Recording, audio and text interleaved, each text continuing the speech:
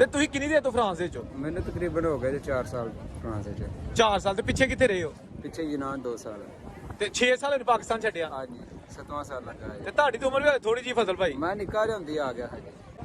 ये मेन जो शहर है ना लिस्बन, उसका मेन इलाका है जहाँ पर बहुत सारे आपको टूरिस्ट नजर आएंगे।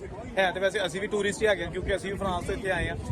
ਥੋੜੀ ਜਿਹੀ ਗੱਲ ਕਰਨੇ ਆ ਆਪਣੇ ਫਜ਼ਲ ਭਾਈ, ਤੁਸੀਂ ਇਹ ਮੈਨੂੰ ਦੱਸੋ ਕਿ ਇੱਕ ਨਵਾਂ ਬੰਦਾ ਜਿਹੜਾ ਜੀ ਜੀ ਉਹ ਅਗਰ ਯੂਰਪ ਆਣਾ ਚਾਹੁੰਦਾ ਹੈ ਜੀ ਜੀ। ਤੇ ਜ਼ਹਿਨੀ ਤੌਰ ਤੇ ਕੋਈ ਐਸਾ ਹੁਨਰ ਹੈ ਜਿਹੜਾ ਉਹ ਤੋਂ ਸਿੱਖ ਕੇ ਆਏ ਤੇ ਇੱਥੇ ਕੰਮ ਆ ਸਕਦਾ ਕਿ ਇੱਥੇ ਆ ਕੇ ਸਿੱਖਣਾ ਹੈ? ਨਹੀਂ ਇਹ ਸਾਰੇ ਇੱਥੇ ਆ ਕੇ ਸਿੱਖਦੇ ਨੇ। ਉੱਥੇ ਕੋਈ ਇਹੋ ਜਿਹਾ ਹੁਨਰ ਨਹੀਂ ਜਿਹੜੇ ਇੱਥੇ ਆ ਕੇ ਬੰਦਾ ਕਾਮਯਾਬ ਹੋ ਜਾਏ। ਤੇ ਸਾਡੇ ਫਰਾਂਸ ਦੇ ਵਿੱਚ ਪਾਕਿਸਤਾਨੀ ਜ਼ਿਆਦਾ ਕੰਮ ਕਿਹੜਾ ਜਿਹੜਾ ਉਹ ਕਰਦੇ ਨੇ? ਉੱਥੇ ਜ਼ਿਆਦਾ ਬਾਤੀਮਾਂ ਦਾ ਕੰਮ ਹੈ, ਰੰਗ ਦਾ ਤੇ ਬਿਜਲੀ ਦਾ, ਜਿਹੜਾ ਅਕਸਰੀਅਤ ਜ਼ਿਆਦਾ ਸਾਡੇ ਪਾਕਿਸਤਾਨੀ ਕਰਦੇ ਨੇ। ਕਿਉਂਕਿ ਅੱਗੇ ਅਮਨੇ ਲਿੰਕ ਸਾਡੇ ਉਹ ਹੁੰਦੇ ਨੇ, ਅਮਨੇ ਰੰਗ ਵਾਲੇ ਵਾਕਫ ਨੇ, ਬਿਜਲੀ ਵਾਲੇ ਵਾਕਫ ਨੇ, ਫਿਰ ਉਹਨਾਂ ਕੋਲ ਕੰਮ ਕਰਨਾ ਹੁੰਦਾ। ਤੇ ਉਹ ਨਵਾਂ ਬੰਦਾ ਜਿਹੜਾ ਹੁੰਦਾ ਜੀ ਜੀ। ਜਿਹਦੇ ਕੋਲ ਮਤਲਬ ਕੋਈ ਹੁਨਰ ਨਹੀਂ, ਕੁਝ ਵੀ ਨਹੀਂ ਹੈਗਾ, ਤੇ ਉਹ ਅਗਰ ਉਹਨੂੰ ਕੰਮ ਦਿੰਦੇ ਤੇ ਕਿੰਨੇ ਪੈਸੇ ਲੱਭ ਜਾਂਦੇ ਨੇ?